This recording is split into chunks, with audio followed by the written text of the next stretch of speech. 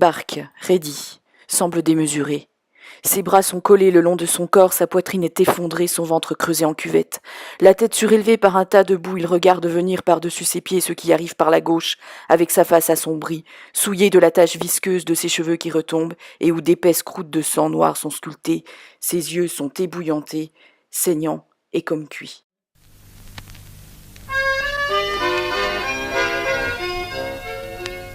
Quand au bout de 8 jours, le repos terminé, on va reprendre les tranchées. Notre place est si utile que sans nous, on prend la pile.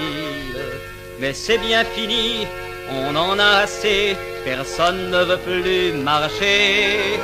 Et le cœur bien gros, comme dans un sanglot, on dit adieu au civelot. Cette chanson reprend la mélodie de Bonsoir Mamour, composée par Charles Sablon en 1911. Pastichée à plusieurs reprises pendant la Première Guerre mondiale, elle se diffuse oralement et de façon clandestine. Adieu toutes les femmes, c'est bien fini, c'est pour toujours de cette guerre infâme. C'est à Craonne sur le plateau qu'on doit laisser sa peau, car nous sommes tous condamnés, nous sommes les sacrifiés. La particularité de cette chanson est qu'elle a évolué au cours de la guerre en fonction des lieux de combat. En 1915, c'est la chanson de Lorette, complainte de la passivité triste des combattants, où elle évoque la bataille de Notre-Dame de Lorette à Ablain-Saint-Nazaire. En 1916, elle devient la chanson de Verdun, où est évoquée la défaite du fort de Vaux.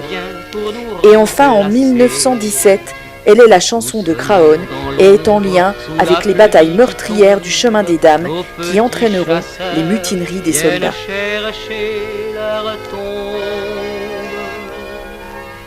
D'un point de vue musical, il s'agit d'une mélodie au rythme de valse lente. L'accompagnement de Bonsoir Mamour est effectué par un orchestre où sont mis en valeur les sonorités sirupeuses des cordes, puis, dans les versions pastichées, on retrouve l'accordéon qui fait référence aux musettes. Car nous sommes tous condamnés, nous sommes les sacrifiés.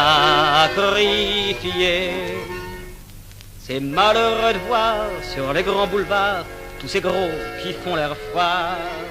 C'est pour eux la vie.